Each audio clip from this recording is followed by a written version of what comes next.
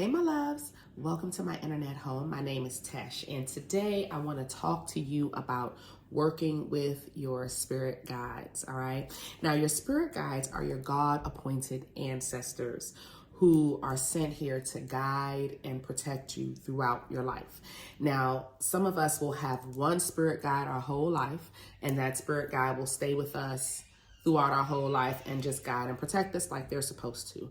And some of us who are on a very heavy spiritual journey will have several spirit guides and guardians throughout our lives. And that's because as you ascend spiritually, new spirit guides will come in to take you through that new journey. And then the other spirit guides that used to work with you, they'll go work with the new group who is starting to ascend. So there are two different sides of the spirit guide sections. All right. Now, when you're talking to your spirit guides, you can just talk to them like you're talking to any person in the room, because they are always with you. Now, if you want to ask them questions, I would suggest you pull out your tarot cards or you pull out your pendulum. You can pull out your candle and ask that way. And through your candle flame, you can read what they have to say. So it's different ways. It's how you communicate with spirit was what you'll want to use to communicate with your spirit guides. Now, your spirit guides are always communicating with you. Spirit is always letting us know what they need us to do and sending us messages. The problem is a lot of us aren't listening. Same thing with our ancestors, guys. They're always communicating with us. A lot of us are just afraid because we think it's the devil.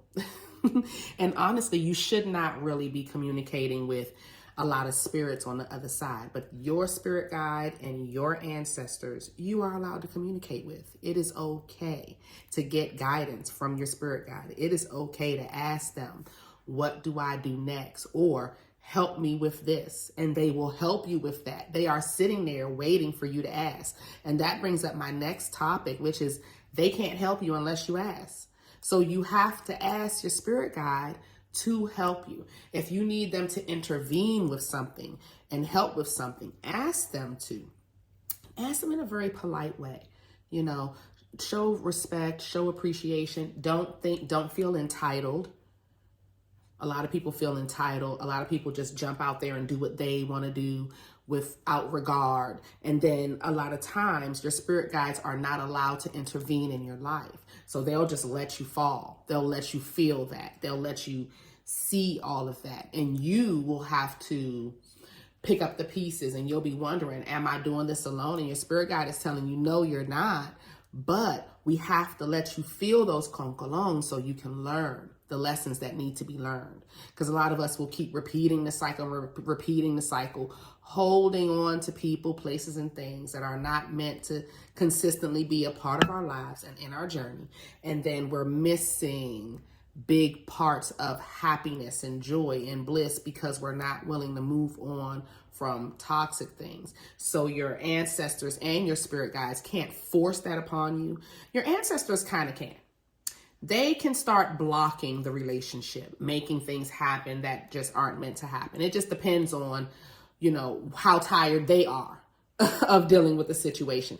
That's when you will see, as you're having an experience with the person, it gets worse and worse and worse and worse. And it does that gradually because that person was not meant to be in your life. That's just the reality of the situation. And instead of us sticking our heads in the sand and ignoring it, our ancestors are just going to keep allowing whatever happened to just give you the business. And if it gets worse to the point where it kills you, then you'll just be reborn with the other ancestors and have to relive your life too. It's not for them. You know, if you're a chosen one, then they'll keep you alive and you'll just eventually get tired of getting hit. If you're not a chosen one, they'll let you perish. And then you'll just be reborn. So it's up to, you know, I don't know where everybody is. I'm just telling y'all the truth, you know, of what it is. So that's it. So ask for what you want, you know, be realistic. Now, if there is some type of life-threatening emergency happening in your life, your ancestors are definitely able to intervene in that if they see fit, if they feel like it's worth it. Not to say it like that, but that's the truth, okay? Now, there are different types of spirit guides. There are spirit guides that are here to, again, to protect you and guide you. And then there are guardians who are here to protect you from harm. That is when someone is really sending a lot of dark magic and physical hurtful things towards you. We have guardians that will protect you, protect us from that work. And those, again, are God appointed guardians. So y'all will be sitting there trying to wonder why your dark work isn't working on a certain person. It could just be because that person vibrates at a very high vibration where your dark work is too dense and can't reach them. And there's nothing you can do about that. Okay. And on top of it, they may have a team of guardians that protect them depending on who they are spiritually and what they got going on. Okay, so I'm just letting y'all know, it may not, if you notice that you're throwing dark work and it's not really sticking to that person, it may just be because that person has guardians protecting them. They may be here to do certain things. And if this is over something frivolous, like a man or your emotions or something like that, then that could be why it's not working. Okay. How do you know that your guardians your spiritual guides are speaking to you? Your spiritual guides will speak to you through synchronicities. They will speak to you through anything, any type of noises.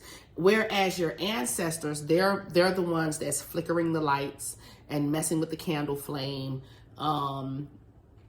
They will do certain things like turn the TV on and off, move certain things in the home. That's what your ancestors will do. Your spirit guides will more be the big billboard that tells you what to do next. You see what I'm saying? When I saw this meme one time where they said, God, send me a sign, and the sign was laying on top of them. The spirit guide is the one that put the sign on top of them. You know what I mean? You're going to feel it this time because this is the sign. You know, so that's kind of how that works. Your spirit guides are the ones that they're here to protect you, but they also want to make sure that you're heading in the right direction. So if ever you're making a grave and bad decision, they'll be the ones really flashing the lights saying, blah, blah, blah, don't do it. Don't do it. How to communicate with your spirit guides and ancestors. Again, use your divination, use all of the tools that you are used to communicating behind the veil with, but you also want to make sure that you're giving them something. You want to take care of them. Ask your spirit guides if they need anything from you, and then give it to them.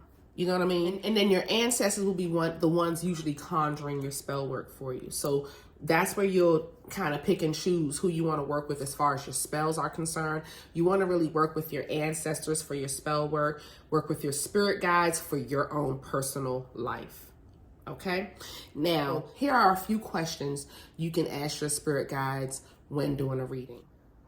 All right, my loves. So I have a piece of paper here. I want to ask 5 questions for our ancestors or spirit guides. All right. Question number 1. Who are you?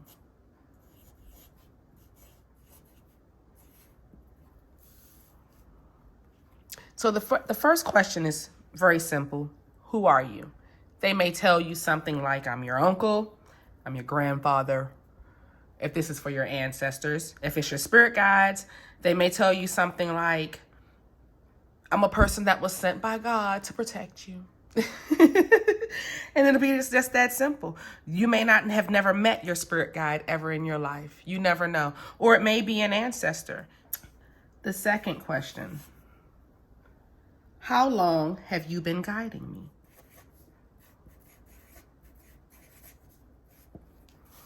Wonderful question to ask.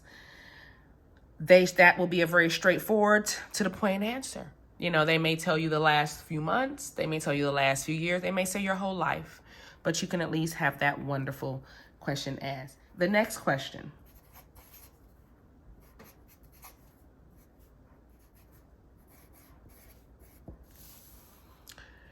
Is there anything you want to tell me? Again, a very simple question. It may be a very detailed answer. Sit back and listen to what they have to say, digest it, take it in, because they have been watching you, most of you, your whole lives. So they will be very well informed of the type of person that you are and things that you may need to work on to better your lives. Okay?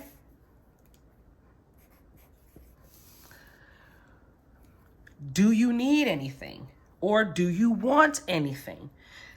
If it's your spirit guides, you may have never asked them if they wanted anything. Ask them, what do you want? What do you need?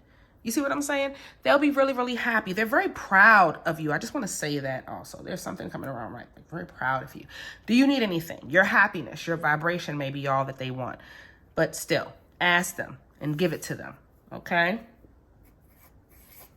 A fifth question. What can I do to make your job easier?